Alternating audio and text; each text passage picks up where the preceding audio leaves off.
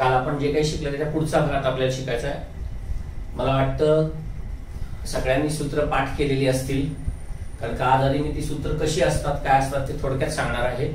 आणि ते सांगितल्यानंतर म्हणजे तुम्हाला समजेल की मराठीमध्ये आणि इंग्लिशमध्ये किंवा ही सूत्र जी बनलेली आहेत ती कशी बनलेली आहेत आणि त्याच्यामुळे वाक्य कशी बनतात अशा दोन्ही प्रकारे मी तुम्हाला सांगणार आहे. पण सगळ्यात पहिल्यांदा जर सूत्र तुम्हाला माहित असतील आणि पाठ केली असतील तर मी आता सांगतोय ते सगळं तुम्हाला कळणार आहे, असंही कळणारच आहे.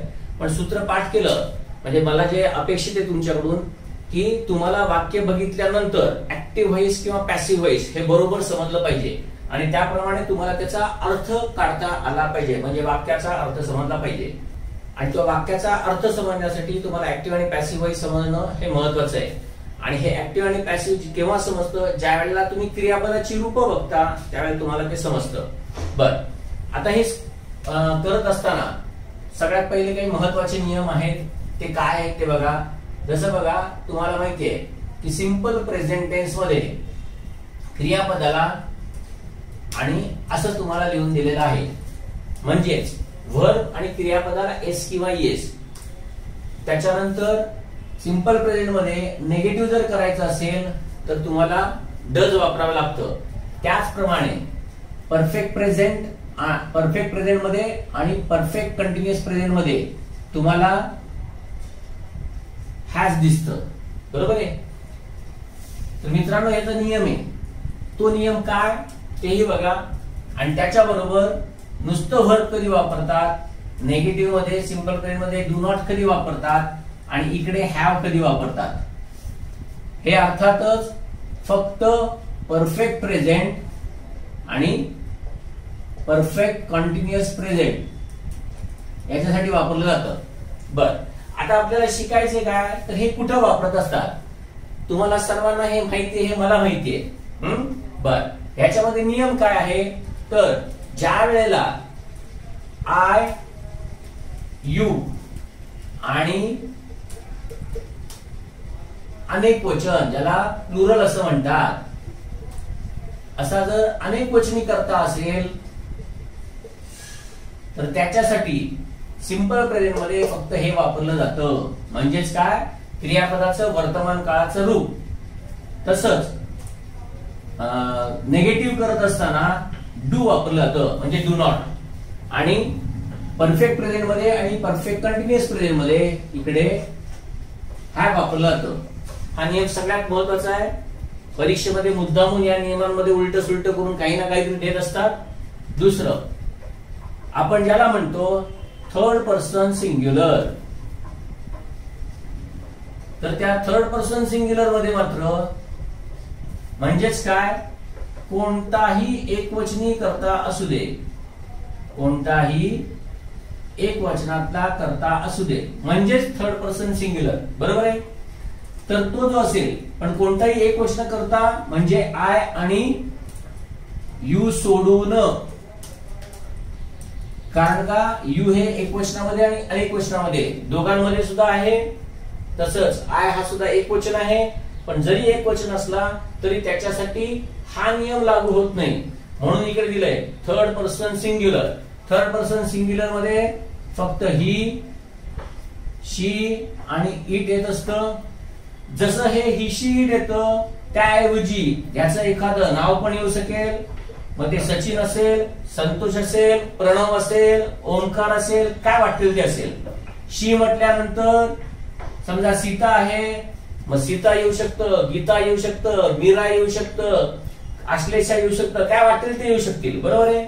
आणि इट, इट हे सर्वनाम तुम्हाला माहिती आहे की सर्व निर्जीवांसाठी आणि प्राणी यांच्यासाठी फक्त हेच सर्वनाम वापरलं जातं, अर्थात एक वचनामध्ये, बरोबर आहे. अजूनही बाकीचे आहेत, म्हणजे जर लहान मुलं असेल तर त्यासाठी सुद्धा हे वापरलं जातं वगैरे. हे असे याचे रूल्स आहेत. तर सगळ्यात महत्वाचे रूल हे लक्षात ठेवायचे. करता जर आय, यू आणि अनेक वचनी असेल तर तुम्हाला वर्तमान काळामध्ये वर्ब, डू किंवा हॅव हे वापरावं लागतं. आणि जर करता थर्ड पर्सन सिंग्युलर असेल म्हणजे ही, शी किंवा इट असेल तर मात्र तुम्हाला क्रियापदाला काय लावायला लागतं तर एस किंवा येस लावायला लागतं.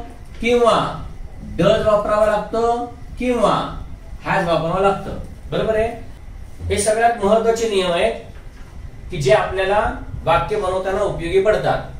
मित्रांनो, तुम्ही म्हणाल की आपल्याला स्पर्धा परीक्षेमध्ये तर सर वाक्य बनवायची नसतात, मग ही का करायची? तसं तर स्पर्धा परीक्षेमध्ये बरंच काही लिहायचं नसतं, पण तरी सुद्धा तुम्ही नोट्स काढता की नाही?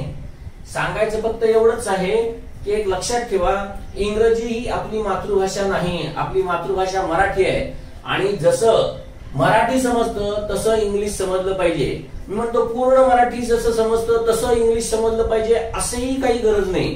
परंतु काय समजलं पाहिजे की परीक्षेमध्ये दिलेलं जे वाक्य आहे ना, ते प्रत्येक वाक्य जर तुम्हाला नीट समजलं तर तुम्हाला खरंच मार्कांमध्ये खूप मोठा फरक पडायला लागतो. तर हे नियम आहे. आता याच्यावरनं कसं वापरलं जातं ते सांगतो, आणि लॉजिकली इंग्लिश मध्ये ही सगळी वाक्य कशी बनवली जातात तेही आपण बघूया.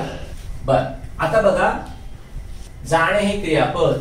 बरोबर आहे. जाणे हे क्रियापद आहे. टू लावून ज्या वेळेला हे क्रियापद लिहिलं जातं त्यावेळेला बेस वर्ब किंवा मूळ क्रियापद असं म्हटलं जातं. तुम्हाला माहितीये, इंग्लिश मध्ये क्रियापद लिहित असताना, मूळ क्रियापद लिहित असताना मराठीमध्ये त्याचा अर्थ जाणे, खाणे, पिणे, वाचणे, बोलणे वगैरे वगैरे असा केला जातो. म्हणजे हा जो ने असतो, हा ने म्हणजे दुसरं तिसरं काही नसून हा इथला टू आहे. बरोबर आहे. आता ह्याची प्रत्येकाची 3 रूप होत असतात हे माहिती आहे.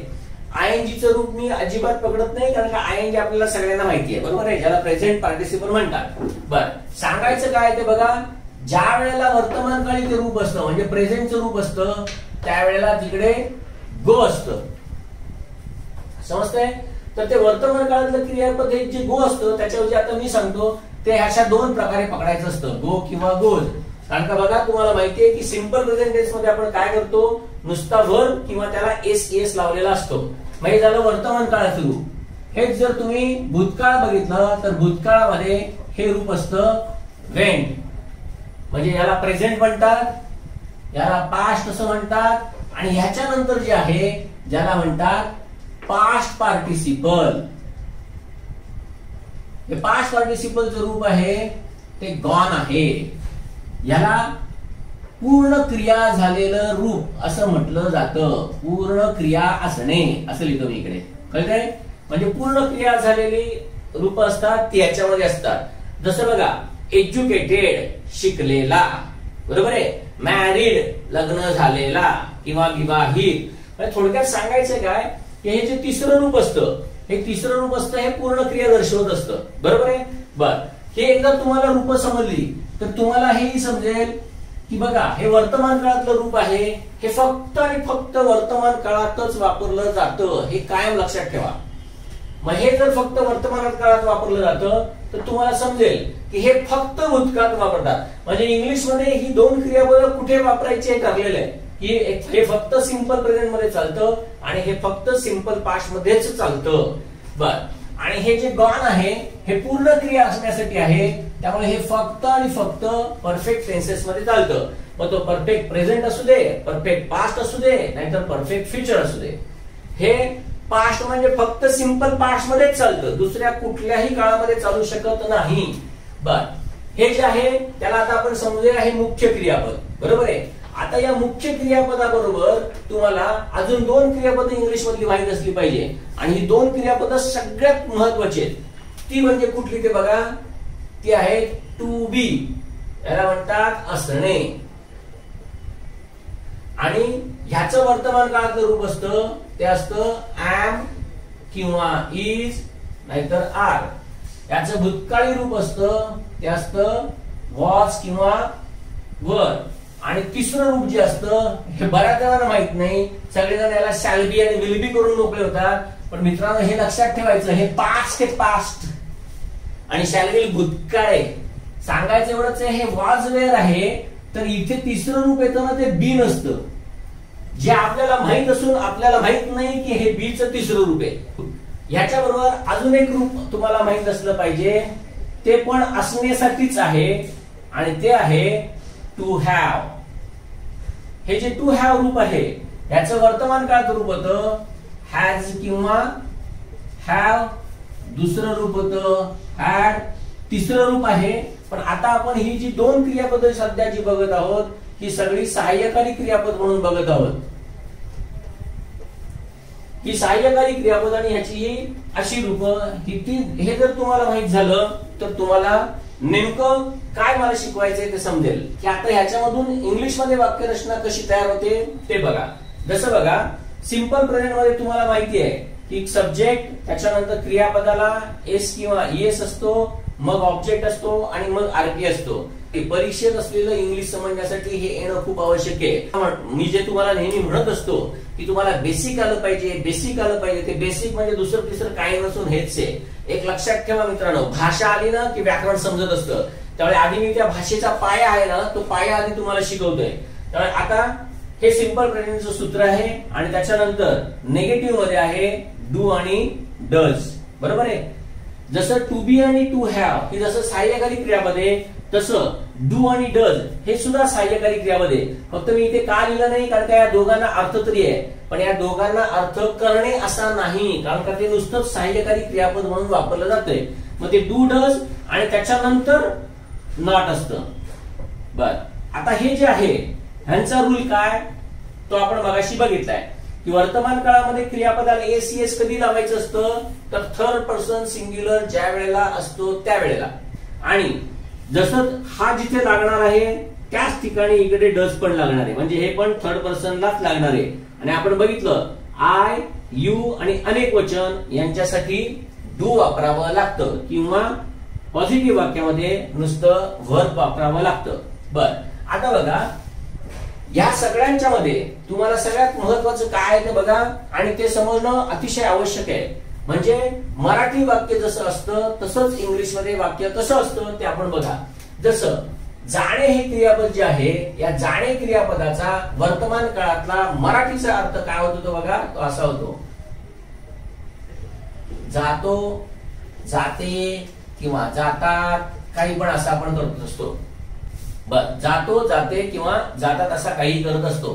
तेच तुम्ही भूतकाळ बघितला तर याचा अर्थ जाण्याचा भूतकाळ गेला, गेली, गेले, गेलो काही पण असेल. बरोबर ना. आणि जो तिसरा अर्थ आहे तो आणि हा ऑलमोस्ट सेम आहे. फक्त मराठीमध्ये कधी कधी आपण गेलेला, गेलेली असं पण करत असतो. अर्थात महत्व त्याला नाहीये. तुम्हाला हे दोन महत्व समजलं आणि ही पूर्ण क्रिया आहे हे समजणं महत्वाचं आहे. मग आता हे टू बी असणे आहे याचं रूप काय आहे तर इथे याचं तर टू बी हे क्रियापद आहे याचा इथे अर्थ काय होतो ते बघा आहे. इथे अर्थ होतो होता, होती, होते काही पण असा होईल. बरोबर आहे. आणि हा जो आहे तो म्हणजे असलेला. मग असलेला म्हणजे काय तर काही काळ असलेला असा याचा अर्थ आहे. बर आता तसंच याचाही अर्थ असणे पण हे फक्त परफेक्ट मध्ये वापरतात. त्यामुळे याचा अर्थ पूर्ण असणे म्हणजे पूर्ण आहे. याचा अर्थ पूर्ण होता आणि हे वापरत नाही. आता हे कसं इंग्लिश मध्ये लॉजिकली वापरलं जाते ते बघा. आता इथे हा तुम्हाला सिंपल प्रेझेंटचा रूल दिसतोय. याचप्रमाणे जर सिंपल पास्ट असेल तर त्या सिंपल पास्ट मध्ये काय करतात बघा. सब्जेक्ट त्याच्यानंतर क्रियापदाचं दुसरं रूप आणि मग ऑब्जेक्ट आणि मग आरपी वगैरे काय ते माहितीये.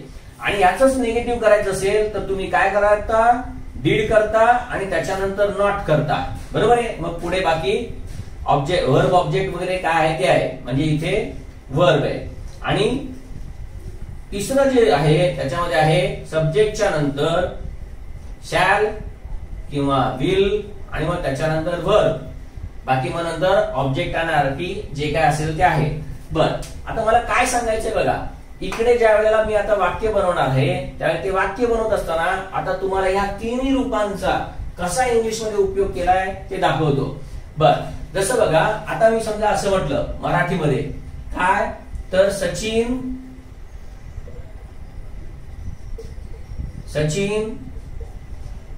शाळेत जातो.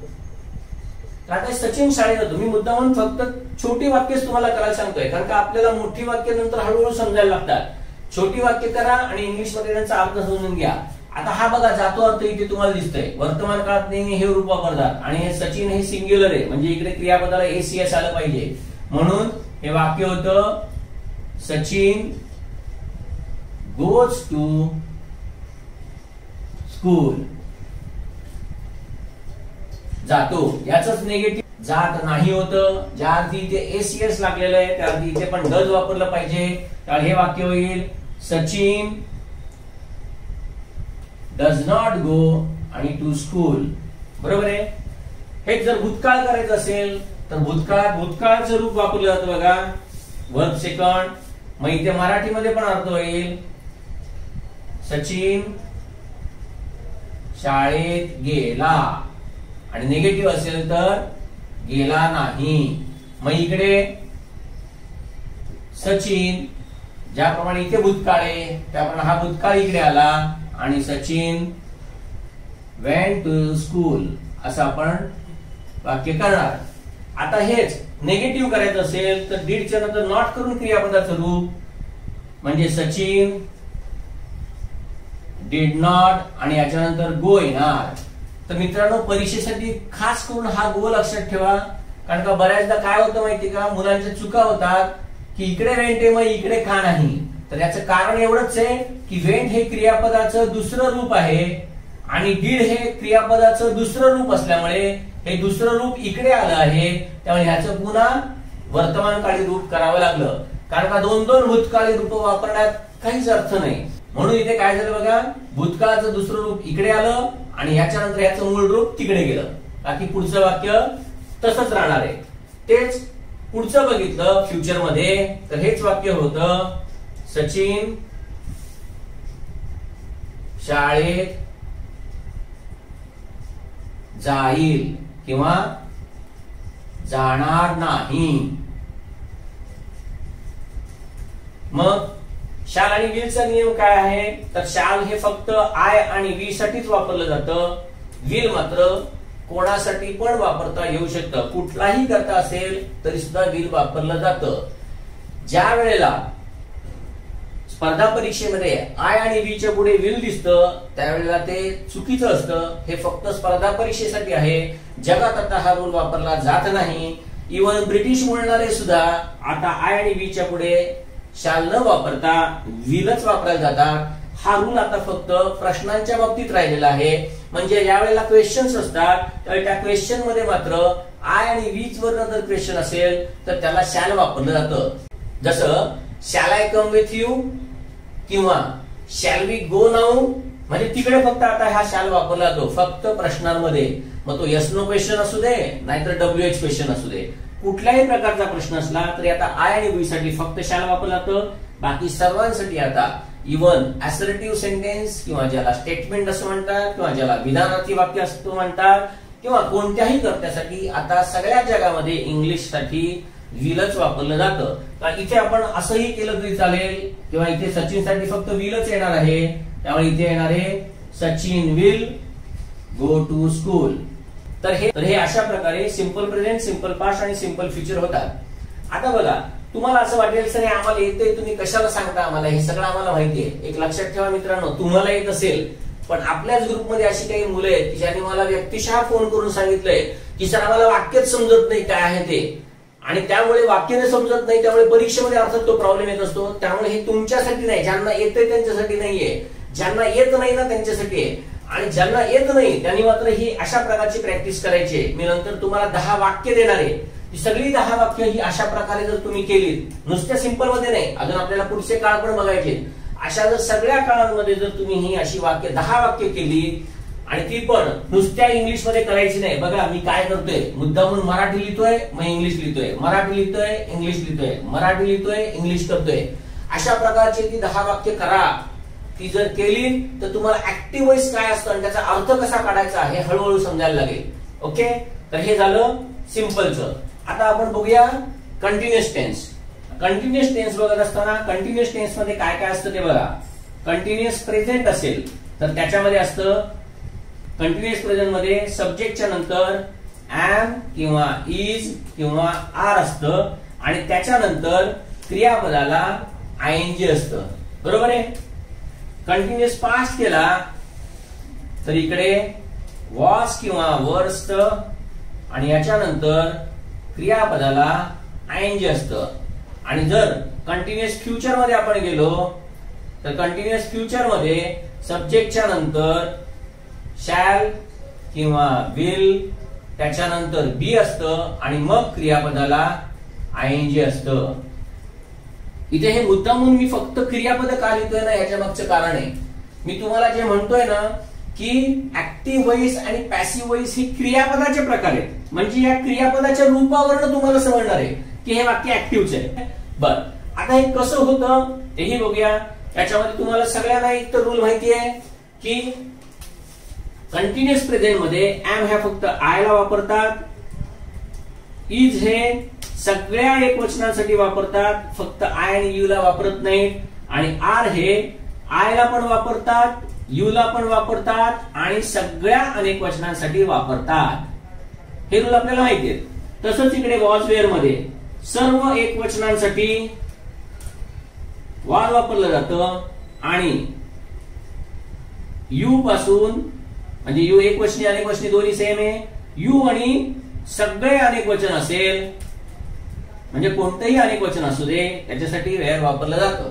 बर, की ज्या वेळेला ते मराठी वाक्य असतं त्यावेळी मराठी वाक्यामध्ये आपल्याला तिकडे त दिसत असतं. त म्हणजे जसं आता मी हे वाक्य जर करायला घेतलं सचिनचं, सचिन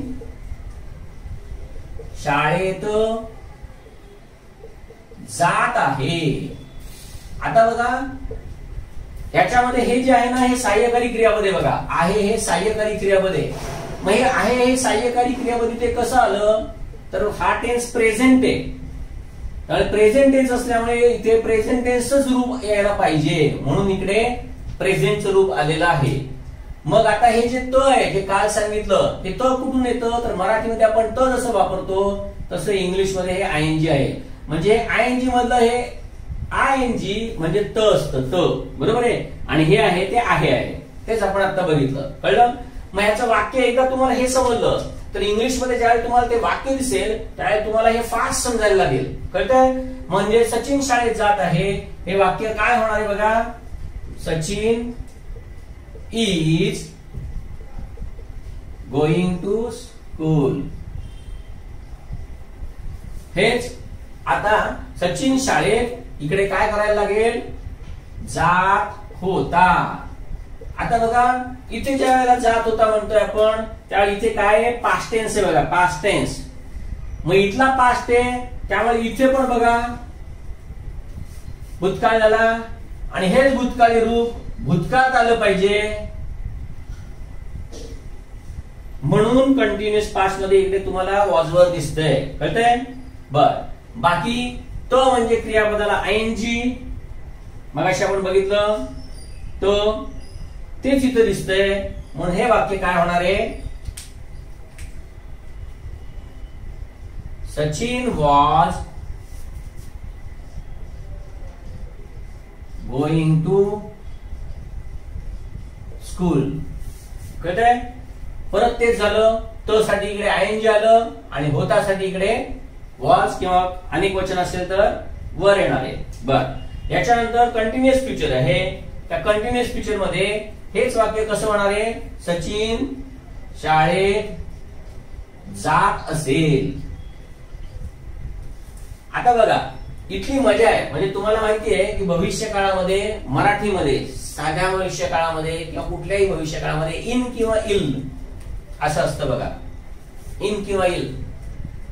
सांगायचं काय बघा, आता पुढचं काय ते बघा. इथे त साठी आयएनजी हे तर तुम्हाला समजतंच, बरोबर आहे. सिंपल फ्युचर करत असताना आपण शॅल विल क्रियापदाच्या पुढे हे न वापरता हे वापरलेलं आहे. कळलं का? ज्याला इन्फिनिटिव्ह किंवा बेस वर्ब असं म्हणतात. तुम्हाला माहितीये कॅनच्या पुढे काय येत असतं, क्रियापदाचं नुसतं रूप येत असतं त्याला म्हणतात इन्फिनिटिव्ह रूप. इन्फिनिटिव्ह म्हणजेच मूळ क्रियापद जे विदाऊट टू असतं. बाकी इन्फिनिटिव्ह विदाऊट टू बरोबर असतं आणि टू बरोबर पण असतं. ते कसं आहे ते आपल्याला नंतर शिकायचंय. आता महत्वाचं काय सांगायचंय बघा, जसं कॅन, कुड, शुड, मस्ट हे ज्याप्रमाणे मॉडेल्स आहेत तसंच विल हे सुद्धा मॉडेल आहे. म्हणून आपण सिंपल फ्युचर मध्ये काय केलं, त्या विलच्या पुढे वर्तमानकाळी रूप न घेता हे घेतलेलं आहे. कारण का अनेक जण काय करतात, शॅल विलच्या नंतर V1 म्हणतात. हे V1 म्हणजे हे झालं, कळलं का? V1 नाहीये, V1 मध्ये ही दोन्ही रूप येतात. त्यामुळे शॅल आणि विलच्या पुढे क्रियापदाचं मूळ रूप असलं पाहिजे, हे लक्षात ठेवा. बर, मग आता बघा, जसं शॅल विलच्या पुढे क्रियापदाचं मूळ रूप आहे, तसंच इकडे बघा शॅल विलच्या नंतर बी आलंय. का? कारण का शॅल विलचा नियमच आहे, त्याच्या पुढे क्रियापदाचं मूळ रूप असलंच पाहिजे, म्हणून इकडे ते क्रियापदाचं मूळ रूप आलंय. बघा, हेच तुम्हाला आता मूळ रूप कसं दिसतंय ते बघा. इथे तुम्हाला काय दिसतंय बघा. आता बघा, आपण हा बघतोय तो काय आहे, तर फ्युचर आहे, बरोबर आहे. फ्युचर असल्यानंतर इकडे शॅल विल तर पाहिजेच, बरोबर आहे. या फ्युचर साठी हे शॅल विल तुम्हाला घ्यायला लागलेलं आहे, बरोबर आहे. आता फ्युचर साठी हे शॅल विल घेतल्यानंतर ह्याच्यामध्ये फक्त होतं काय, तर फक्त इल किंवा इन असाच अर्थ होतो. जर तुम्हाला ह्याचा संधी वगैरे केला ना तर तुम्हाला समजेल. इथे अर्थ काय बघा, अस अधिक इल, कळतंय ना. ते इल किंवा इन हा जो मराठीतला जो प्रत्यय आहे तो प्रत्यय इकडे दिसतोय. म्हणजे ह्याच्या अगोदरचं ते अस, हे असं माहितीये तुम्हाला. आपण मराठीमध्ये धातू बघताना नुसतं जा म्हणतो, त्याला ने लावत नाही. जा, खा, कर, पी म्हणजे पिणे, कळलं.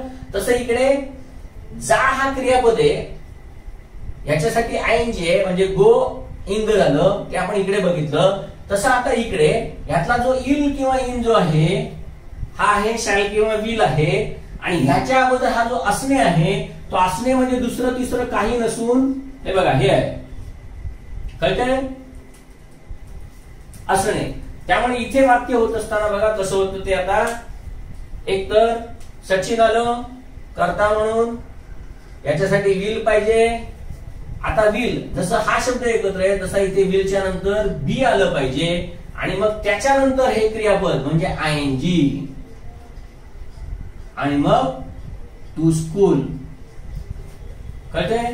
त्यामुळे एकदा तुम्हाला हे समजलं ना की इन किंवा इल आहे, हे असेल आहे, हे एकदा तुम्हाला समजलं ना तर पुढचं समजायला लागतं. स्पर्धा परीक्षेमध्ये कंटिन्युअस फ्युचर वरती सहसा प्रश्न विचारले जात नाहीत, आणि जे विचारले गेलेले आहेत ते प्रश्न कशासाठी विचारले, तर तुम्हाला 4 वाक्य दिली जातात आणि त्याच्यामधलं कंटिन्युअस फ्युचरचं वाक्य ओळखा. सहज माहित पडतं. विलच्या नंतर बी, कारण का कंटिन्युअस हा आयएनजी दिसत असतो. परंतु बऱ्याच मुलांची चूक अशी होते की विलच्या नंतर ते डायरेक्ट आयएनजी करतात, त्यांना तो बी लक्षातच जात नाही. म्हणून मराठीतला असणे हा शब्द लक्षात राहिला तर तुम्हाला लक्षात राहील. ओके, ते झालं कंटिन्युअस. आता याच्या पुढचा जो काळ आहे त्याच्याकडे जाऊया. आता परफेक्ट कडे जाऊ. परफेक्ट मध्ये आपण इकडे तुम्हाला सांगितलं की याचा अर्थ काय असतो, पूर्ण आहे, बरोबर ना. म्हणजे पूर्ण असणे हे असं आपण इकडे बघितलं, मग अशी तिकडे पण दाखवलंय. बर, तसंच म्हणजे ह्याचाही अर्थ असणे, मग ह्याचा अर्थ पूर्ण असणे म्हणजे पूर्ण आहे आणि पूर्ण होता असा घ्यायचा, कळलं. दुसरा महत्वाचा रूल काय, तर हॅज आणि हॅव किंवा हॅडच्या नंतर नेहमी क्रियापदाचं तिसरं रूप येत असतं, बरोबर आहे. म्हणजे परफेक्ट टेन्सेस समजायला खूप सोपे आहे. जसं परफेक्ट प्रेझेंट जर तुम्ही घेतलं तर त्या परफेक्ट प्रेझेंट मध्ये काय बघा, हॅज किंवा हॅव आणि मग V3 म्हणजे हे पास्ट पार्टिसिपल, बरोबर आहे. बर, त्याच्यानंतर परफेक्ट पास्ट जर घेतलं तर त्याच्यामध्ये हॅड येतं आणि मग V3 येत असतं. आणि तेच जर तुम्ही परफेक्ट फ्युचर मध्ये गेलात तर फ्युचर म्हटल्यानंतर शॅल आणि विल हे असलंच पाहिजे. कारण का इन आणि इलने जसं मराठीत समजतं तसं कोणत्याही सब्जेक्ट नंतर शॅल विल असल्यानंतर तो भविष्यकाळी हे समजतं.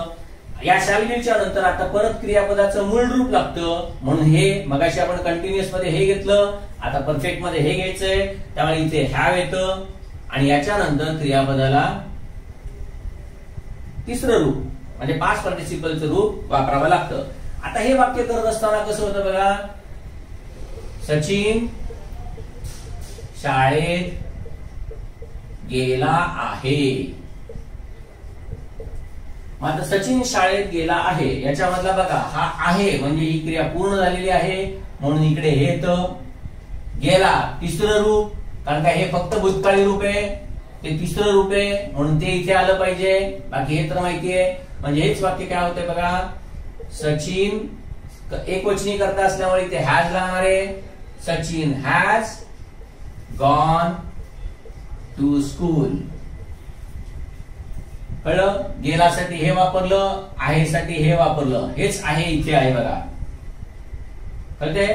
मग आता परफेक्ट पास्ट मध्ये सचिन शाळेत गेला होता.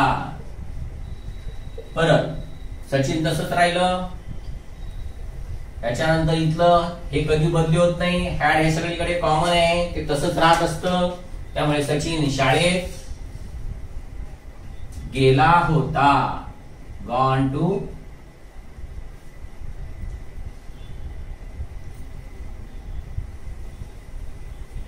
स्कूल. कळतंय? आणि इकडे फ्युचर मध्ये आता सचिन शाळेत गेला असेल, म्हणजे Sachin will have gone to school. समजतंय? जसं मराठीमध्ये होतं तसंच झालेलं आहे बघा. होतासाठी हॅड आलेलं आहे बघा, इथे पूर्ण होता. कळतंय? आणि हे तिसरं रूप तिकडचं घेतलंय. इकडे हा इल आणि इन दिसतोय, त्याच्यासाठी इकडे हे आलेलं आहे. गेलासाठी इकडे हे आहे. आणि पूर्ण असणे मूळ क्रियापद ते हे इथे तुम्हाला दिसतंय. तर अशा प्रकारे परफेक्टचे टेन्सेस तयार होतात. आता पुढचे जे टेन्सेस आहेत ते आहेत perfect continuous present, perfect continuous past आणि परफेक्ट कंटिन्युअस फ्युचर. याची थोडक्यात तुम्हाला आता मी माहिती देतो या टेन्सची, आधी मराठीमध्ये आणि मग नंतर इंग्लिश मध्ये. कारण का मी तुम्हाला 9 प्रकारची वाक्य करायला सांगितली होती. शेवटची 10, 11, 12 म्हणजे perfect continuous present, perfect continuous past आणि परफेक्ट कंटिन्युअस फ्युचर यांची वाक्य मी तुम्हाला करायला दिली नव्हती. तर आता ती आधी कशी होतात ते आपण बघू. आणि त्याच्यासाठी अगोदर ते टेन्स काय आहेत ते समजून घेऊया. हे एकदा समजून घेतलंय की मग नंतर तुम्हाला खूप ते सोपं जाईल. जसं बघा, साधं आणि सोपं वाक्य मी एक देतो बघा. मी शिकवत आहे. आता आपण बघितलंय त्याप्रमाणे हे सहाय्यकारी क्रियापद आहे. याच्यावरून आपल्याला प्रेझेंट टेन्स समजतो आणि तो आहे म्हणजे हा कंटिन्युअस प्रेझेंट आहे हे समजतं. बरोबर आहे? आता कंटिन्युअस प्रेझेंट, कंटिन्युअस पास्ट आणि कंटिन्युअस फ्युचर काय असतो हे थोडक्यात समजावून देतो. बघा, मी एक स्केल काढतो आणि या स्केल मध्ये हा प्रेझेंट पकडूया आपण. याच्या अगोदरचा सगळा पास्ट आहे आणि याच्या नंतरचा सगळा जो आहे तो फ्युचर आहे. बरोबर आहे? कंटिन्युअस प्रेझेंट मुख्य महत्वाचा अर्थ काय, तर क्रिया on this particular point of time. कळलं? On this particular point of time घडत असते, त्यावेळी तो कंटिन्युअस प्रेझेंट असतो. जसं मी आता शिकवत आहे, तुम्ही आता लेक्चर बघत आहात, तुम्ही आता शिकत आहात, रस्त्यावरून बस जात आहे, खूप पाऊस पडत आहे. आता या क्षणापुरतं जे आहे ना ते कंटिन्युअस प्रेझेंट आहे. कंटिन्युअस प्रेझेंट मध्ये आता इथे क्रिया चालू असते ती, आणि ही क्रिया क्षणार्धात पास्ट मध्ये गेलेली असते. कारण का प्रत्येक प्रेझेंट हा पास्ट होत जातो. कळतंय? बर, थोडक्यात सांगायचं काय की प्रेझेंट मध्ये क्रिया ही on the particular point of time इथेच होत असते.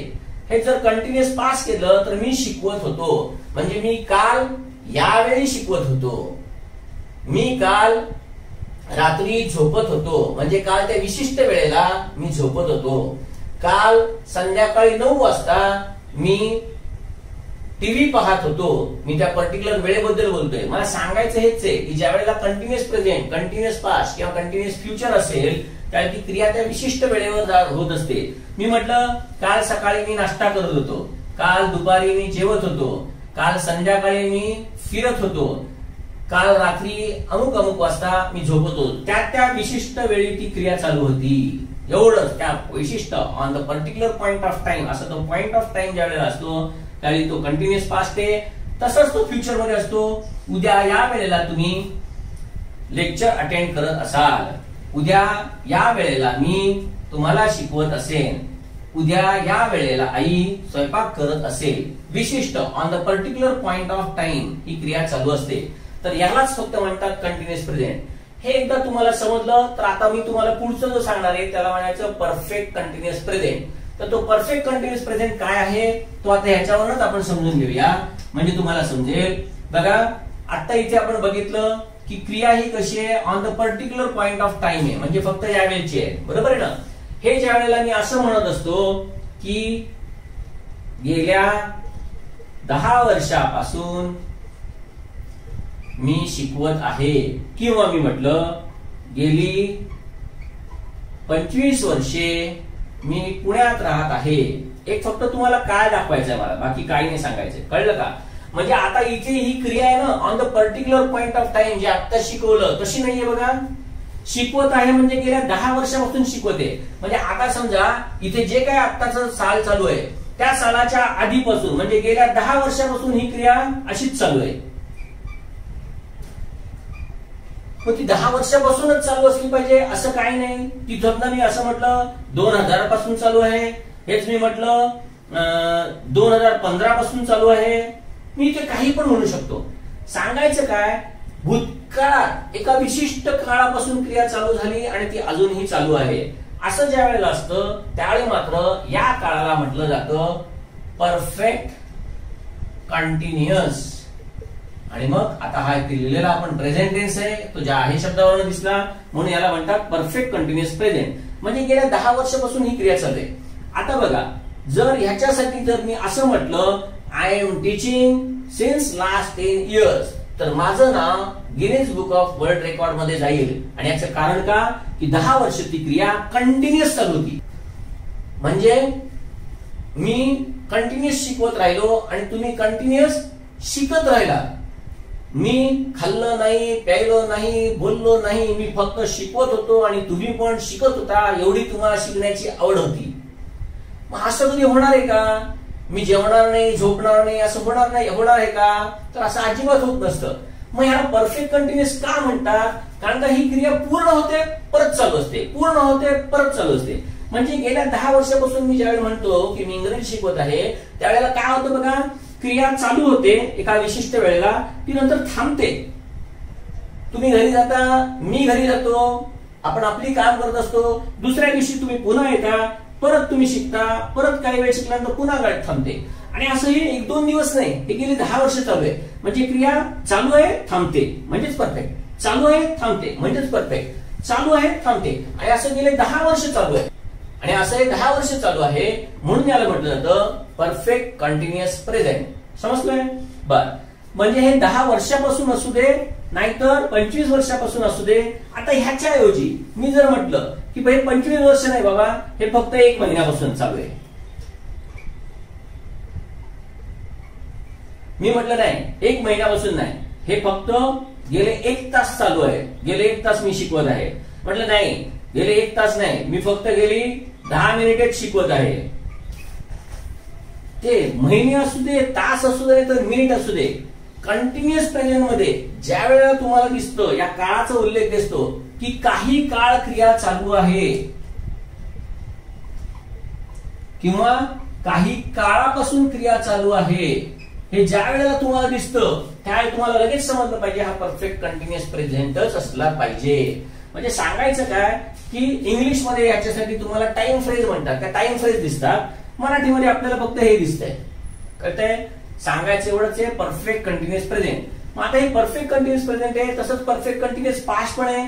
म्हणजे मी शिकवत होतो म्हणजे तेवढा वेळ शिकवत होतो नाही, मी गेल्या 10 वर्षापासून शिकवत होतो, मी गेली 20 वर्ष शिकवत होतो, मी गेले अर्धा तास शिकवत होतो, मी फक्त 5 मिनिट शिकवत होतो, काय वाटेल ते असू दे मी शिकवत होतो. म्हणजे इथे कसं आहे माहितीये का, भूतकाळामध्ये एका विशिष्ट काळापासून एका विशिष्ट काळापर्यंत ती क्रिया चालू होती.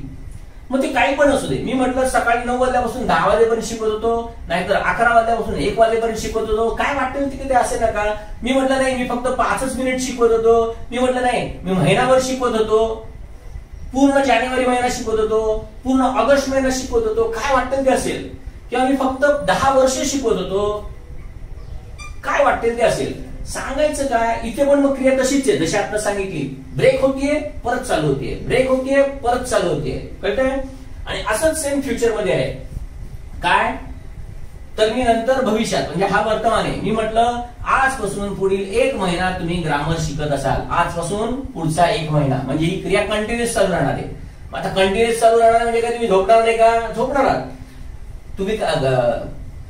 तुम्ही कामाला जाणार नाही का? जाणार आहात. सर्व काही तुम्ही करणार आहात, पण ती ब्रेक होत होत क्रिया चालू असते. म्हणून त्याला म्हणायचं असतं परफेक्ट. म्हणजे अनेकदा क्रिया पूर्ण होते, तरी पण चालू राहते, म्हणून त्याला म्हणायचं परफेक्ट कंटिन्युअस फ्युचर. मग हीच वाक्य आता लिहित असताना कशी लिहिली जातात ते बघा. म्हणजे इकडे मी शिकवत होतो, त्याच्या पुढे या कुठल्याही फ्रेज चालतील.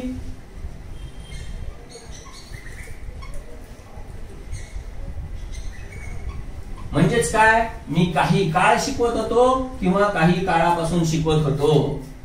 पण तसंच आता मला जर फ्युचर मध्ये म्हणायचं असेल तर मी म्हणेन मी आता इकडे फक्त गेल्या नाही येणार, कारण का भविष्य काळ आहे. मग इथे म्हणजे पुढील 10 वर्ष मी शिकवत असेल. कळतंय?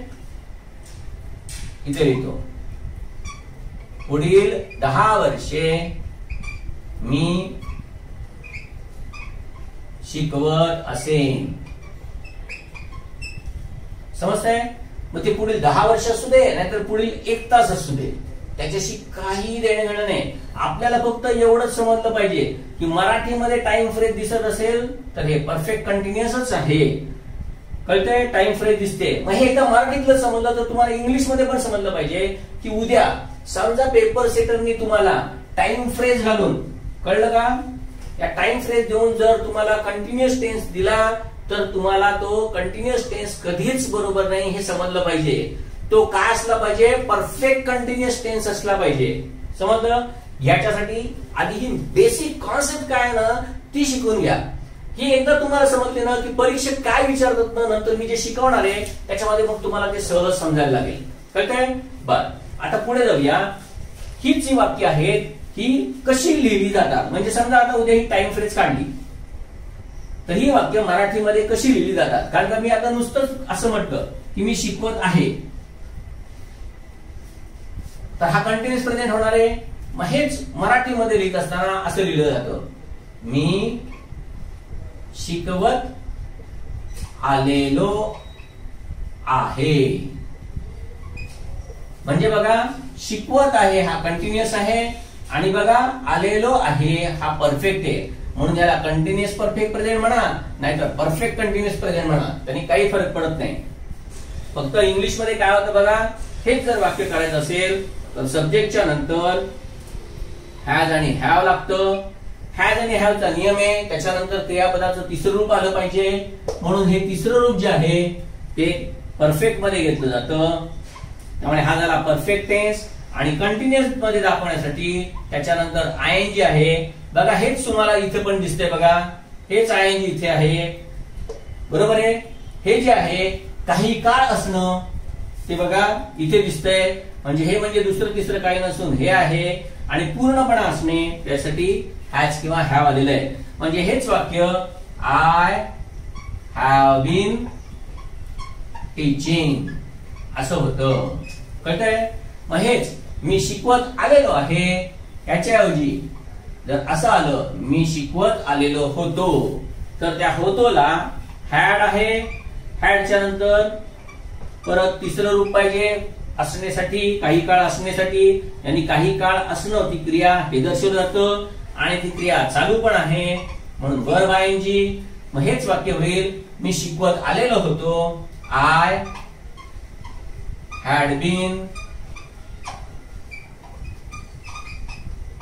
टीचिंग. कळतंय? त्यामुळे हे असे टेन्स बदली होत असतात.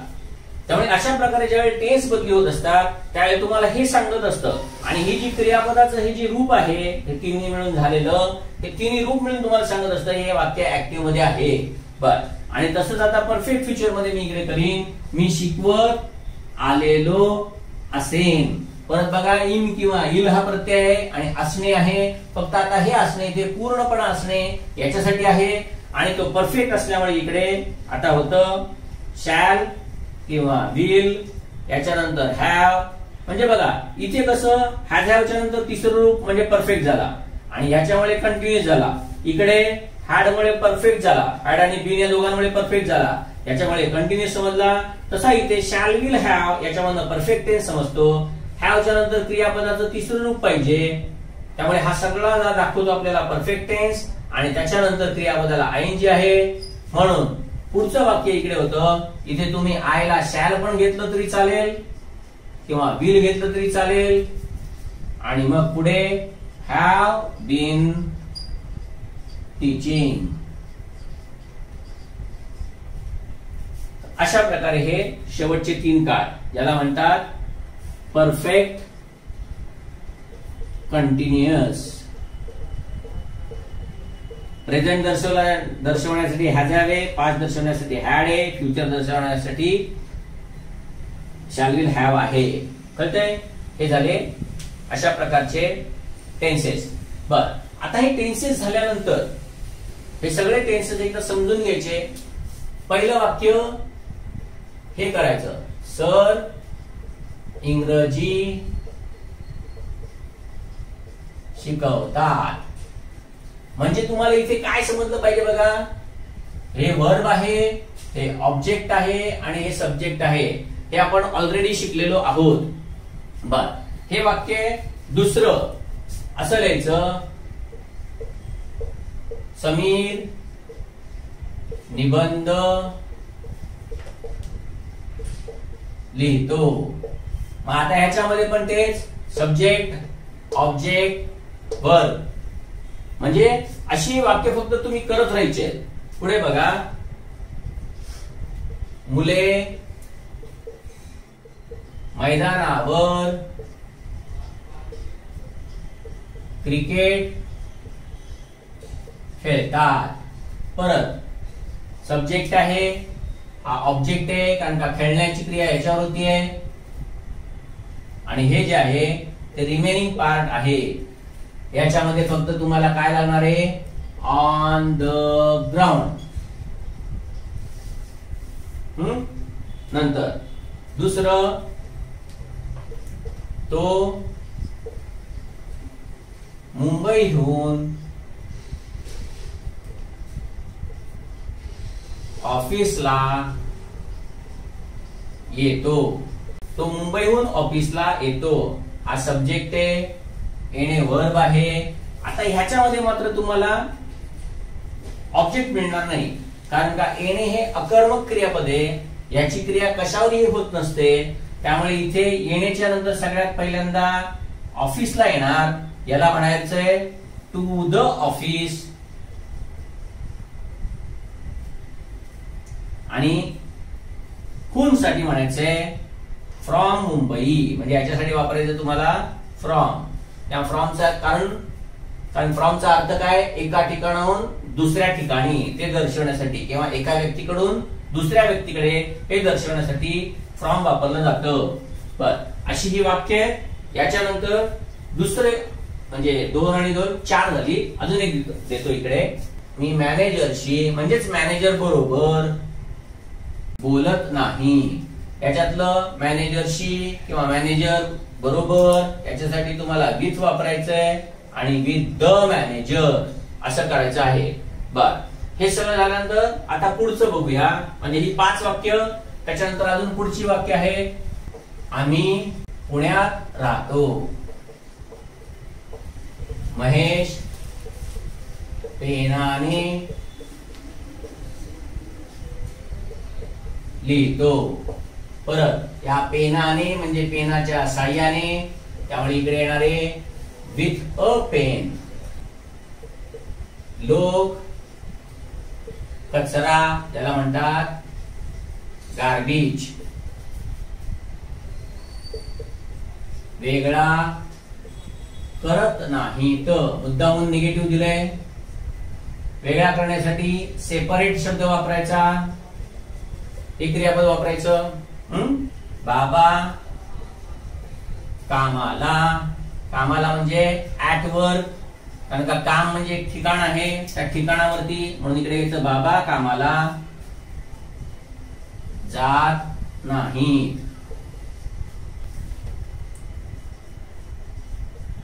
मुले वर्गात गप्पा मारतात. गप्पा मारण्याला टॉक म्हणायचं. आणि वर्गात म्हणजे इन द क्लास. कळलं? तरी अशा प्रकारे आधीची 5 आणि ही 2 आणि 3 5 ही 10 वाक्य करायची. करताना परत काय करायचं तुम्हाला सांगतो की प्रत्येक वाक्य आधी मराठीमध्ये लिहायचं आणि मग नंतर लगेच त्याचं इंग्लिश करायचं. असं संपूर्ण 12च्या 12 काळामध्ये ही 10 वाक्य करा. सांगायचं फक्त एवढंच आहे की ही 10 वाक्य कमीत कमी अशी करा. एकदा तुमच्या डोक्यामध्ये आहे ना हे सगळं ऍक्टिव्ह व्हॉइस काय आहे, पॅसिव्ह व्हॉइस काय आहे हे जाऊ दे. आता फक्त ऍक्टिव्ह शिकलेलं आहे, पुढे पॅसिव्ह पण शिकायचं आहे आपल्याला. पण आधी हे सगळं डोक्यामध्ये जाऊ दे. हे एकदा डोक्यात गेलं ना की नंतर पुढचं खूप सोपं आहे. बरोबर आहे. ह्याच्या बरोबर अजून बेसिक मध्ये मी थोडेसे मॉडेल सांगणार आहेत. ते मॉडेल्स तर खूप सोपे असतात, ते तसेच पाठ पण करायचे आणि ते पाठ केल्यानंतर मग नंतर त्या मॉडेल्सची पण हीच वाक्य 10 घ्यायची आणि त्या मॉडेल्स मध्ये करायची. ती पण खूप सोपी आहेत, ती पण तुम्हाला दाखवतो. एवढी तरी तुम्हाला मॉडेल्स आलीच पाहिजेत. म्हणजे थोडक्यात काय, ज्या वेळेला तुम्हाला एखादं वाक्य पेपर मध्ये दिसेल त्यावेळेला ते ऍक्टिव्ह आहे का पॅसिव्ह आहे. तुम्ही म्हणाल सर आम्हाला माहिती आहे, कशाला उगाच सांगताय. परत लक्षात ठेवा, ज्यांना येतंय त्यांच्यासाठी नाहीये, ज्यांना येत नाही ना त्यांच्यासाठी मी शिकवतोय. बर, मग आता इथे या कॅनचा अर्थ काय असतो. आता उदाहरणार्थ आपण समजा करणे क्रियापद आपण घेतलेलं, ते जर केलं तर ह्याचा अर्थ फक्त असा होतो, मी करू शकतो. मग मी करू शकतो म्हणा, नाहीतर मला करणे शक्य आहे म्हणा, काय वाटेल ते म्हणा. शकतो म्हणा नाहीतर शक्य म्हणा. बरोबर आहे. त्याच्यानंतर कॅनचा भूतकाळ पुढे हे तुम्हाला माहिती आहे, त्यामुळे इथे हेच वाक्य असं होईल, मी करू शकलो. इथे बघा शकतोय, इकडे शकलोय. जसा याचा हा भूतकाळ झालाय तसाच याचा इथे भूतकाळ झालेला आहे. दुसरं शुड म्हणजे मी करायला हवे किंवा मी करायला पाहिजे. शुड आणि मस्ट यांच्यामधला मराठी मधला फरक समजणं खूप सोपं आहे. इकडे फक्त म्हणायचं मी करायलाच हवे किंवा मी करायलाच पाहिजे. त्याच्यानंतर मे मध्ये सगळ्यात मे बऱ्याच जणांना माहित नाहीये, कारण का मे म्हटल्यानंतर फक्त मे बीच आपल्याला आठवतं, बाकी काय आठवतच नाही. मे बी हा पूर्णपणे वेगळा शब्द आहे. मेच्या पुढे नेहमी बी कधीच येत नाही. आता या मेचा अर्थ काय आणि वुडचा अर्थ काय हे थोडक्यात तुम्हाला सांगतो, कारण का ही दोन अतिशय महत्वाची पण सर्व स्पर्धा परीक्षेतल्या मुलांकडून उपेक्षित राहिलेली अशी ही सहाय्यकारी क्रियापद आहे. हे का सांगायचे तुम्हाला सांगतो. जर तुम्ही रेन मार्टिन सारख्या पुस्तकांमध्ये जर बघितला तर तुम्हाला तिकडे असं दिसेल की वुडचा उपयोग हा तिकडे ज्याला हॅबिच्युअल पास्ट टेन्स किंवा ज्याला रीती भूतकाळ असं म्हणतात त्याच्यासाठी दिलेला आहे. पण वुडचा उपयोग हा फ्युचर मध्ये करतात हे बऱ्याच जणांना माहिती नाहीये. किंबहुना स्पर्धा परीक्षेमध्ये 2009 आणि 2010 लागोपाठच्या 2 प्रश्नपत्रिकांमध्ये वुडवरती वाक्य पण विचारलं गेलं. परंतु मला सांगायचं काय ते बघा की या मेचा आणि वुडचा उपयोग आहे ना तो काय तो समजून घ्या. जसं बघा मे मध्ये हेच वाक्य असं होतं, मी करेन. आता बघा मी करेन हा तर काय आहे, भविष्यकाळ आहे, सिंपल फ्युचर आहे. वुड मध्ये पण ते वाक्य असंच होतं, मी करेन. किंबहुना आता मॉडर्न इंग्लिश मध्ये विल ला सबस्टिट्यूट म्हणून वुड वापरलं जातं, हे लक्षात ठेवा. वुडचा रीती भूतकाळातला उपयोग आहे तो आपण नंतर शिकायचा आहे. त्याचे काही नियम आहेत आणि त्या विशिष्ट कंडिशन मध्येच वुड हे फक्त रीती भूतकाळामध्ये वापरलं जातं. अन्यथा आता जगात सगळीकडे, मी जगातलं सांगतोय, जगात सगळीकडे वुड हे फक्त फ्युचर साठीच वापरलं जातं. हा म्हणजे पास्ट मध्ये रीती भूतकाळासारखं वापरत नाहीत का, वापरतात. त्याचे नियम काय ते आपल्याला नंतर शिकायचंय. ज्या वेळेला आपण हीच सगळी मॉडेल्स पुढे ज्या वेळेला डीप मध्ये शिकणार आहोत त्यावेळी सगळं बघायचंय. बर, मग आता या मेचा अर्थ काय, तर इथे फ्युचर आहे. मग सर सिंपल फ्युचर का नाही वापरायचं, तर याचा अर्थ फक्त एवढंच आहे, मी करेन. म्हणजे ही शक्यता 50%च आहे. म्हणजे कदाचित मी करेन, कदाचित मी करणार नाही. बघा मी काय म्हटलं, कदाचित मी करेन. याचा अर्थ असा आहे की कदाचित मी करेन किंवा कदाचित मी करणार पण नाही. तेच ज्या वेळेला वुड वापरता तुम्ही त्यावेळेला ते मात्र शुअरिटी होते, म्हणजे ठामपणा असतो त्याच्यामध्ये. म्हणजे हेच वाक्य मी करेन म्हणजे 100% करेन. म्हणजेच मी आता इथे म्हणतो मी करेनच आणि इथे मी म्हणतो कदाचित मी करेन. परत हे फक्त समजण्यासाठी आहे. इंग्लिशमध्ये असं कदाचित लिहित नाही किंवा इंग्लिशमध्ये असं च लिहित नाही. नाहीतर तुम्ही म्हणेल I would do, I may do, असलं काही प्रकार नाहीये. म्हणजे थोडक्यात सांगायचं काय, दोन्ही ज्या वेळेला वाक्य बोलली जातात त्यावेळेला ती एकाच टोन मध्ये बोलली जातात. I may come with you किंवा I would come with you. कळतंय ना. म्हणजे सांगायचं काय मला फक्त हे सांगायचंय की मे मध्ये ही शक्यता कमी असते. तुम्ही फक्त काय करता, मे म्हटल्यानंतर प्रश्नार्थ वाक्य, may I come in, may I help you, बस एवढंच, बाकी मे नाही. तर मेचे असे उपयोग आहेत, कळतंय. बर, ह्याच्यानंतर पुढचं आहे ते लेट. स्पर्धा परीक्षेमध्ये आणि ग्रामरच्या पुस्तकांमध्ये लेट हे सहाय्यकारी क्रियापद आहे. हे बऱ्याच लोकांना माहिती नाही आणि पुस्तकांमध्ये दिलेलं नाहीये. हे खास करून लक्षात ठेवा, हे सहाय्यकारी क्रियापद आहे. अर्थात लेटचा उपयोग दोन प्रकारे होत असतो. लेट हे जसं सहाय्यकारी क्रियापद आहे तसंच ते मेन व्हर्ब म्हणून पण वापरलं जातं. आता मी ते सहाय्यकारी क्रियापद म्हणून सांगतोय, ऍक्च्युली याचे परत अर्थ वेगळा आहे, नियम वेगळा आहे, ते आपण नंतर बघूच. आपल्याला ज्या वेळेला मूड्स हे शिकायचे आहेत त्यावेळेला बघू. पण आता मी फक्त सांगतोय की हे ते सहाय्यकारी क्रियापद म्हणून वापरलेलं आहे. कळलं? ते असो किंवा नसो, आपल्याला फक्त लेटच्या वाक्यांचा अर्थ समजण्यासाठी हे शिकायचंय. कळलं? ज्याप्रमाणे या सगळ्या मॉडेल्सच्या पुढे क्रियापदाचं मूळ रूप लागतं, तसं लेटच्या नंतर सुद्धा क्रियापदाचं मूळ रूपच लागत असतं. कळतंय? बर, याचा मात्र अर्थ काय असतो, तर हेच वाक्य मी इकडे असं करीन, मला करू दे. कळतंय? आणि लेटस मध्ये हे लेट अस म्हणजेच लेट अस असल्यामुळे इथे मात्र नेहमी आपण करूया. परत मी तुम्हाला सांगतोय हे का करायचंय ना, हे नीट लक्षात ठेवा. तुम्हाला माहितीये क्वेश्चन टॅग जो असतो, त्या क्वेश्चन टॅग मध्ये लेटेस्टचं वाक्य असतं आणि त्यावेळी ते शॅल बी ने केलं जातं. नियम लक्षात ठेवायला खूप सोपा आहे, पण मी तुम्हाला हेच म्हणतोय की नियम लक्षात ठेवणं आणि ते पाठ करणं याच्यापेक्षा समजून घ्या. आपण करूया म्हणजे कधी करूया बघा. समजा मी म्हटलं आज रात्री आपण पिक्चर पाहूया. आज रात्री, दुपार आहे, मी म्हणतोय आज रात्री आपण पिक्चर पाहूया, म्हणजे फ्युचर मध्ये होणार आहे. आणि इथे आपण हे फिक्स आहे. मगाशी सांगितलं बघा, शॅल हे फक्त प्रश्नामध्येच वापरतात, म्हणून लेटेस्टचा टॅग हा शॅल बी ने होत असतो. लेट समजलं पाहिजे, मला करू दे म्हणजे आता ही आज्ञार्थी वाक्य काय ते आपण नंतर बघायचं, पण मला करू दे मग हे वाक्य आहे, हे इंग्लिश मध्ये लेटनी करावं लागतं. म्हणजे लेटचा अर्थ समजला पाहिजे. मग या सगळ्यांमध्ये काही ना काहीतरी अर्थ आहे. याच्यापूर्वी जे आपण 12 टेन्सेस बघितलेले आहेत, या सगळ्या 12 टेन्सेस मध्ये काय असतं बघा, या सगळ्या 12 टेन्सेस मध्ये फक्त फॅक्ट्स असतात. फॅक्ट्स, फॅक्ट्स म्हणजे सत्य विधान. जसं बघा, मी इंग्रजी शिकवतो, सत्य, फॅक्ट. तुम्हाला इंग्रजी आवडतं, फॅक्ट. तुम्हाला इंग्रजी आवडत नाही, फॅक्ट. मी काल लवकर झोपलो, फॅक्ट. मी काल रात्रभर जागलो, ही पण फॅक्ट. म्हणजे सांगायचं काय, 12 टेन्सेस मधला कुठलाही टेन्स या, कुठलाही टेन्स, सगळ्या टेन्सेस मध्ये फक्त फॅक्ट म्हणजे फक्त फॅक्टच असते, दुसरं काही येऊ शकत नाही. मी तुम्हाला शिकवत आहे, फॅक्ट, आता शिकवत आहे. मी तुमच्याशी गप्पा मारत नाही आहे, ही पण फॅक्ट. म्हणजे सेंटेन्स पॉझिटिव्ह असू दे किंवा निगेटिव्ह असू दे, होकारार्थी असू दे किंवा नकारार्थी असू दे, सर्व टेन्सेस हे फक्त फॅक्ट्स म्हणजे फॅक्ट्स दाखवतात. मी म्हटलं मी तुम्हाला आत्ता टेन्सेस शिकवलेले आहेत. मी म्हटलं तुम्ही नाश्ता केलेला आहे.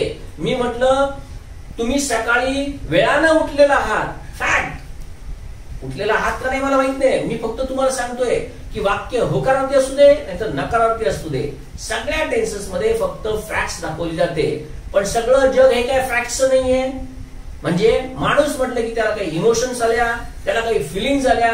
मग या इमोशन्स किंवा फिलिंग्स समजण्यासाठी इंग्लिश मध्ये काही क्रियापदांची मदत घेतली जाते. मदत, ती जी मदत घेणं आहे त्याला म्हणतात सहाय्य, सहाय्य, मदत, म्हणून त्याला म्हणतात सहाय्यकारी क्रियापद. टेन्स दाखवणारी सहाय्यकारी क्रियापद 3च आहेत, आहे, होता आणि असेल. ही 3च टेन्स दाखवतात मराठीमध्ये, बरोबर आहे. मराठीमध्ये तुम्ही याला क्रियापद म्हणून घेता, शकणे, पण इंग्लिश मध्ये याला क्रियापद म्हणून घेत नाहीत. तर ही सगळी सहाय्यकारी क्रियापद आहे, लक्षात ठेवा. हे बघा, ही सहाय्यकारी क्रियापद आहे, हे सहाय्यकारी क्रियापद आहे, इकडे हे सहाय्यकारी क्रियापद आहे, ज्याच्यावरनं मेचा अर्थ तुम्हाला समजत असतो. इकडे हे सहाय्यकारी क्रियापद आहे, म्हणजे हे सहाय्यकारी क्रियापद नाहीये, च हे सहाय्यकारी क्रियापद नाही, हे जे ठामपणा सांगणार आहे ना, हे सहाय्यकारी क्रियापद आहे. कळतंय? म्हणून काय म्हटलं बघा, टेन्सेस मध्ये फक्त फॅक्ट दिसतात, पण इथे फॅक्ट नाहीये. इकडे मी करू शकतो म्हणजे मी माझी ऍबिलिटी दाखवतोय, काही पॉसिबिलिटी सांगतोय, मी असं काही ना काहीतरी सांगत असतो याच्यामध्ये. मी ज्यावेळेला कुड वर्ड वापरत असतो त्यावेळेला हीच फक्त भूतकाळातली ऍबिलिटी किंवा पॉसिबिलिटी सांगत असतो. मग हा एवढंच थोडक्यात सांगायचं काय, इथे फॅक्ट नाहीये. इथे काय आहे माहितीये का, इथे फक्त तुम्हाला फॅक्ट्स बरोबर तुम्हाला इथे दिसतं की याच्यामध्ये काहीतरी माणसाचे इमोशन्स आहेत, त्याच्या काही फिलिंग्स आहेत. मी इंग्रजी शिकवू शकतो असं मी सांगतोय, मी इंग्रजी शिकवतो फॅक्ट, पण शिकवू शकतो माझी ऍबिलिटी मी सांगत असतो. कळतंय? त्यामुळे अशा वेगवेगळ्या प्रकारच्या इमोशन्स ज्या माणसाच्या मनामध्ये आहेत त्या दर्शवण्यासाठी अशा या सहाय्यकारी क्रियापदांचा उपयोग होतो. ह्याच्या व्यतिरिक्त अजूनही काही सहाय्यकारी क्रियापद आहेत, म्हणजे ऑट टू आहे, नीड नॉट आहे, डेअर आहे, डेअर नॉट आहे. हे सगळं आपल्याला नंतर शिकायचंय. आता फक्त बेसिक इंग्लिश समजण्यासाठी हे सगळं समजलं पाहिजे. हे एकदा समजलं तर बाकी पुढचं तुम्हाला सगळं सोपं जाईल. कारण का हा बेसिक कॉन्सेप्ट एकदा समजलं ना, तुम्ही बघा पाहिजे तर तुम्हाला दिसेल की इव्हन शाळेमध्ये सुद्धा 10वी पर्यंत फक्त एवढंच आहे, हे पण नाहीये, फक्त एवढंच आहे 10वी पर्यंत. एवढीच सहाय्यकारी क्रियापदं घेतली जातात. मग तेवढं बेसिक आधी येऊ दे. मला तेच सांगायचंय, 10वीच्या मुलाला सुद्धा समजेल एवढं सोपी वाक्य परीक्षेच्या पेपरमध्ये येत असतात. मग ती परीक्षेमध्ये येणारी वाक्य आपल्याला समजण्यासाठी बेसिक तरी आलं पाहिजे. तुम्ही म्हणाल सर आम्हाला हे सगळं माहिती आहे, मग सगळं माहिती आहे, मार्क कुठे पडतायत? आणि आपल्याला मार्क्स पडले पाहिजे. त्यासाठी हे फक्त करायचं. मगाशी दिलेली 10 वाक्य आहेत ना, ती सगळीच्या सगळी 10 वाक्य आहेत ना, ती ह्याच्यामध्ये पण करा. याचं सूत्र एकदम सोपं आहे. म्हणजे तुम्हाला जर याची वाक्य इंग्लिश मध्ये करायची असतील तर ती वाक्य कशी होणार आहेत बघा. आधी सब्जेक्ट असतो, सब्जेक्टच्या नंतर हे जे काही मॉडेल असतं त्याला हेल्पिंग वर्ब म्हणून तिथे दिलंय, कॅन, कुड, शुड, मे वगैरे काय ते हेल्पिंग वर्ब घ्यायचं. त्याच्यानंतर क्रियापदाचं मूळ रूप घ्यायचं. मूळ रूप वर्तमान काळाचं नाही, मूळ रूप. याला कधीही एस किंवा ईएस लागत नसतो. याच्यानंतर ऑब्जेक्ट घ्यायचंय आणि ह्याच्यानंतर रिमेनिंग पार्ट घ्यायचंय. बरोबर आहे. फक्त लेटचा मात्र नियम वेगळा आहे. लेट मध्ये काय होतं, आधी लेट असतं, या लेटच्या नंतर सब्जेक्ट असतो, मग वर्ब असतो आणि मग ऑब्जेक्ट असतो. कळतंय? फक्त लेट मध्ये बघा, इथे सहाय्यकारी क्रियापद मध्ये आहे, इकडे फक्त काय आहे, हे इकडे आहे, याच्यानंतर सब्जेक्ट आहे, मग वर्ब आहे आणि मग ऑब्जेक्ट आहे. आणि इथे जर सर्वनाम म्हणून वापरलं गेलं तर सर्वनामाची दुसरी रूप असतात ती वापरली जातात. मी मुद्दामून दुसरं रूप म्हणतोय सर्वनामाचं, असं इंग्लिश मध्ये अशी कुठली टर्मिनॉलॉजी नाही. तिकडे त्याला ऑब्जेक्टिव्ह केस वगैरे असं म्हणतात. पण मला तेच तुम्हाला सांगायचंय की ती केस नाही समजली ना तरी चालेल, आपल्याला बेसिक शिकायचंय. दुसरं रूप म्हणजे काय, ज्याला आयचं मी होतं, वीचं अस होतं, म्हणून तेच इकडे तुम्हाला दिसतंय बघा. नंतर यू तर तसंच राहत असतं, हिचं हिम होतं, शीचं हर होतं, इट तसंच राहत असतं आणि देचं देम होत असतं. बाकी इतर कुठलंही कॉमन नाउन असेल तर ते तसंच येईल. म्हणजे सचिन असेल तर ते सचिनच राहणार आहे. कारण का नाउनचे ऑब्जेक्टिव्ह केस वगैरे इंग्लिश मध्ये नसते, मराठीमध्ये आहे. सांगायचं फक्त एवढंच आहे की बेसिक वाक्य तुम्हाला दिलेली, बेसिक इंग्लिश समजण्यासाठी तुम्हाला जी मी काही ही वाक्य दिलेली आहेत, मगाशी दिलेली ती 10 वाक्य, ती 10 वाक्य ह्याच्यामध्ये पण करा. 2 दिवस एवढा नीट अभ्यास करा. तुम्हाला मी खरंच सांगतो इंग्लिश खूप सोपं आहे आणि अतिशय सोपं जाईल. बरोबर आहे. एवढं झाल्यानंतर आपण आता पुढच्या भागाकडे जाऊया की जे तुम्ही आतापर्यंत शिकलेला आहात त्याचं एकदा पुन्हा रिव्हिजन करायचंय. रिव्हिजन केल्यानंतर मग तुम्हाला जे आता 10 वाक्य दिली आहेत ती सगळ्या टेन्सेस मध्ये, परत सांगतो सगळ्या टेन्सेस मध्ये, मराठीमध्ये आणि इंग्लिश मध्ये अशा दोन्ही भाषेमध्ये लिहायची आहेत. काही जण काय करतात माहितीये का, नुसतंच इंग्लिश लिहून काढतात. मित्रांनो लक्षात ठेवा, मी कालच तुम्हाला सांगितलं मला कितीही कन्नड लिहिता आलं पण मला त्याचा अर्थ माहित नाही, काडी मात्रही उपयोग होणार नाही. त्याचप्रमाणे नुसतं इंग्लिश लिहिलं काहीही उपयोग होणार नाही. तुम्ही म्हणाल सर आम्हाला हे सगळं समजतं, तुम्हाला समजतं तरी सुद्धा मी सांगतो म्हणून करा. कळतंय? माझ्यासाठी अभ्यास करा. माझ्यासाठी अभ्यास केल्यानंतर सुद्धा तुम्हाला मार्क्स पडतील. बरं चला आता आपण पुढे जाऊया. याच्यामध्ये मी पॅसिव्ह वॉइसचे फक्त आज तुम्हाला सूत्र लिहून देणार आहे आणि त्याच्यानंतर पुढचा भाग शिकवायला घेणार आहे. पॅसिव्ह वॉइसचं जनरल फॉर्म्युला असतो तो असा असतो, नेहमी पहिल्यांदा ऑब्जेक्ट असतं, त्या ऑब्जेक्टच्या नंतर त्या टेन्स मधलं जे काही सहाय्यकारी क्रियापद असेल ते असतं, त्याच्यानंतर क्रियापदाचं तिसरं रूप असतं, ह्याच्यानंतर बाय सब्जेक्ट असतो आणि मग त्याच्यानंतर रिमेनिंग पार्ट असतो. तर हे पॅसिव्ह वॉइसचा जनरल फॉर्म्युला आहे. टेन्स प्रमाणे फक्त हे बदली होत जात असतं, बाकी काही होत नाही. मग आता याचे तर फक्त 8च काळ आहेत पॅसिव्ह वॉइस मध्ये. त्यामुळे आणि दुसरं पॅसिव्ह वॉइस हा सगळ्यात सोपा. बर, सिंपल प्रेझेंट. परत मी तुम्हाला सांगतो की मी तुम्हाला इथे ऍक्टिव्हचं पॅसिव्ह करायला अजिबात शिकवत नाहीये किंवा पॅसिव्हचं ऍक्टिव्ह करायला सुद्धा अजिबात शिकवत नाहीये. मित्रांनो लक्षात ठेवा, ह्याच्यानंतर अजून 2 आपल्याला प्रकार शिकायचे आहेत. ह्याच्यानंतर जे आपल्याला क्वेश्चन शिकायचे आहेत, क्वेश्चन म्हणजे फ्रेमिंग ऑफ क्वेश्चन्स, हे जे आपल्याला शिकायचंय, इंट्रोगेटिव्ह सेंटेन्सेस. त्या इंट्रोगेटिव्ह सेंटेन्स मध्ये काही रूल्स आहेत जे इतके महत्वाचे आहेत. जर तुम्ही ह्या ऍक्टिव्ह आणि पॅसिव्हची जर प्रॅक्टिस नाही केली ना, तर इतकं कठीण व्हायला लागतं ना तिकडे. तर ते बेसिक मध्ये आपल्याला शिकायचं आणि मग नंतर आपल्याला पुढे जायचंय. कळतंय? कारण का प्रश्न शिकायचे ज्या वेळेला असतात त्यावेळेला त्या प्रश्नांची कन्स्ट्रक्शन येणं खूप महत्वाचं आहे. आणि सध्या परीक्षेमध्ये 2 मार्कांसाठी, काही प्रश्नपत्रिकांमध्ये 1 मार्कांसाठी, पण ह्याच्यावरती प्रश्न विचारला जातोय. कदाचित 1 आणि 2 मार्क धरू नका, एकाच प्रश्नामध्ये 4 असे इंट्रोगेटिव्ह सेंटेन्स देत आहेत. ती खूप वेगळ्या प्रकारचे, ज्याला इनडायरेक्ट क्वेश्चन्स असं म्हणतात. त्या इनडायरेक्ट क्वेश्चनचे रूल सुद्धा अजूनपर्यंत कुठल्याही पुस्तकात नाहीत. फक्त माझ्या त्या ग्रीन कव्हरच्या लाल पुस्तकात हे रूल दिलेले आहेत. बाकी कुठल्याही पुस्तकात तुम्हाला हे रूल मिळणार नाहीत. परत रूल माझ्या घरचे नाहीत, मीही बनवले नाहीत, इंग्लिश ग्रामरचे ते रूल आहेत. आणि हे सगळे रूल्स आपल्याला इकडे समजून घ्यायचे आहेत. मग समजून घेण्यासाठी पुढे पुढे जसं जात आहोत तसं तुम्ही पण त्या अभ्यासाच्या फ्लो मध्ये या. नाहीतर होईल काय माहितीये का, नंतर ज्यावेळी ते शिकवताय ना त्यावेळी ते शिकवताना तेवढ्या पुरतच समजेल आणि नंतर म्हणलं अरे जरा अवघड वाटते. अवघड काय नाही, तुम्हाला हे बघा हे व्हिडिओ तुम्ही परत परत बघणार असाल, त्यामुळे तुम्हाला हे नंतर सोपं जाणारच आहे. एक लक्षात ठेवा, सुरुवातीला भीती वाटेल, पण ज्यावेळी तुम्ही सतत सतत सतत सतत ते ऐकाल, एखादा टॉपिक नाही समजला तो पुन्हा पुन्हा ऐकाल, त्यावेळी तुम्हाला तो समजणार आहे, हे निश्चित लक्षात ठेवा. त्यामुळे भीती बाळगू नका, फक्त अभ्यास वाढवा. बर, आता पॅसिव्ह व्हॉइसचं सिंपल प्रेझेंट मध्ये काय असतं, सगळ्यात पहिल्यांदा ऑब्जेक्ट. या ऑब्जेक्टच्या नंतर आता वर्तमान काळ असल्यामुळे इथे मात्र एम किंवा इज किंवा आर हे घेतलं जातं. क्रियापदाचं तिसरं रूप हे पॅसिव्ह मध्ये परमनंट आहे. कुठलाही पॅसिव्ह व्हॉइस असू दे, हे कधीही बदली होत नाही. म्हणून मी तुम्हाला जनरल फॉर्म्युला दिलाय बघा. ऍक्टिव्ह व्हॉइस मध्ये इथे मी नुसतं व्ही लिहिलेलं, कारण का क्रियापदाची रूप बदली होत असतात. कधी नुसतं वर्ब लागतं, कधी एसीएस लागतं, कधी वर्ब सेकंड लागतं, कधी डीड किंवा नॉट करून मग नंतर व्ही लागतं. फ्युचर मध्ये नुसतंच मूळ रूप लागतं, नंतर आयएनजी लागतं, कधी तिसरं रूप लागतं. असे वेगवेगळे प्रकार होत असतात इकडे. परंतु पॅसिव्ह मध्ये मात्र तसं नाहीये. पॅसिव्ह मध्ये क्रियापदाचं तिसरं रूप हे निश्चित आहे, कन्फर्म. तिसरं रूप म्हटलं की पॅसिव्ह, पण त्याच्या अगोदर काय आहे हे पाठ झालं पाहिजे. लक्षात ठेवा, परीक्षेमध्ये येणारी जी वाक्य आहेत ना, ती सगळी वाक्य ही ऍक्टिव्हची आहेत की पॅसिव्हची आहेत, ती तुम्हाला या क्रियापदाची रूप नाही सांगणार आहे. कळतंय? बघा, म्हणून हे याच्यानंतर बाय सब्जेक्ट आणि मग रिमेनिंग पार्ट. कळतंय? रिमेनिंग पार्ट म्हणजे आपण बघितलंय ऍडव्हर्ब किंवा ऍडव्हर्ब फ्रेजेस असतात. कळतंय?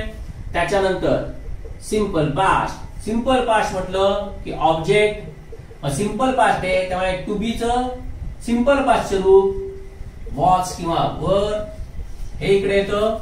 याच्यानंतर परत क्रियापदाचं तिसरं रूप, मग बाय सब्जेक्ट आणि मग रिमेनिंग पार्ट. सिंपल फ्युचर घेतलं, ऑब्जेक्ट, ऑब्जेक्टच्या नंतर फ्युचर साठी शाल किंवा विल, याच्यानंतर बी, त्याच्यानंतर क्रियापदाचं तिसरं रूप, बाकी मग पुढचं बाय सब्जेक्ट आणि आरपी. तसंच कंटिन्युअस प्रेझेंटला आपण गेलो तर कंटिन्युअस प्रेझेंट मध्ये ऑब्जेक्ट प्रेझेंट असल्यामुळे प्रेझेंटचं ऍमिजार आलं पाहिजे. ऍमिजारच्या नंतर कारण का कंटिन्युअस दाखवण्यासाठी आयएनजीचं रूप असलंच पाहिजे, त्यामुळे तिकडे ते बीइंग येत असतं. पॅसिव्ह मध्ये तिसरं रूप कधी बदली होत नाही, त्यामुळे ते तिसरं रूप आणि मग त्यानंतर बाय सब्जेक्ट आणि आरपी. हेच कंटिन्युअस पास्ट मध्ये गेलात तर ऑब्जेक्ट नंतर बी चं भूतकाळातलं रूप म्हणजे वॉज वर, कंटिन्युअस दर्शवण्यासाठी आयएनजीचं रूप, त्याच्यानंतर क्रियापदाचं तिसरं रूप, मग बाय सब्जेक्ट आणि मग आरपी. तेच परफेक्ट प्रेझेंट मध्ये ऑब्जेक्ट, त्याच्यानंतर हॅज किंवा हॅव परफेक्ट दाखवण्यासाठी हॅज हॅवच्या नंतर क्रियापदाचं तिसरं रूप पाहिजे म्हणून बीन घेतलं.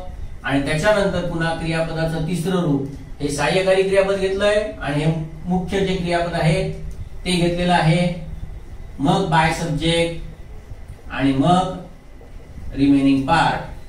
हे जर परफेक्ट पास्ट करायचं असेल तर परत ऑब्जेक्ट हॅज आणि हॅवचं भूतकाळी रूप, त्याच्यानंतर बीन, क्रियापदाचं तिसरं रूप, मग बाय सब्जेक्ट आणि मग रिमेनिंग पार्ट. आणि परफेक्ट फ्युचर जर करायचं असेल तर आधी ऑब्जेक्ट, फ्युचर दर्शवण्यासाठी शॅल किंवा विल, परफेक्ट दर्शवण्यासाठी हॅव, हॅवच्या नंतर तिसरं रूप पाहिजे म्हणून बीन आलेलं आहे, याच्यानंतर परत क्रियापदाचं तिसरं रूप, मग बाय सब्जेक्ट आणि मग आरपी. तर मित्रांनो ही आहेत 8 काळ कंटिन्युअस फ्युचर. आता नवीन इंग्लिश मध्ये पॅसिव्ह मध्ये वापरला जात नाही आणि हेच perfect continuous present, perfect continuous past आणि परफेक्ट कंटिन्युअस फ्युचर मध्ये पण आहे. म्हणजे कंटिन्युअस फ्युचर आणि परफेक्ट कंटिन्युअसचे कोणतेही टेन्सेस हे आता पॅसिव्ह मध्ये केले जात नाही. ही एवढी ही सूत्र आहेत, ही सूत्र पाठ करा. मित्रांनो लक्षात ठेवा, फक्त 2 तास द्या. एवढं दिलं ना आत्ताच, फक्त या सुरुवातीला बेसिक शिकायचं म्हणून एवढे 2 तास मात्र द्या. एकदा बेसिक समजायला लागलं ना की तुम्हाला पुढचं इंग्लिश खूप सोपं व्हायला लागेल. बरोबर आहे. हे झाल्यानंतर आता मी पुढच्या टॉपिक कडे वळतोय. तो पुढचा टॉपिक काय आहे आपण बघूया.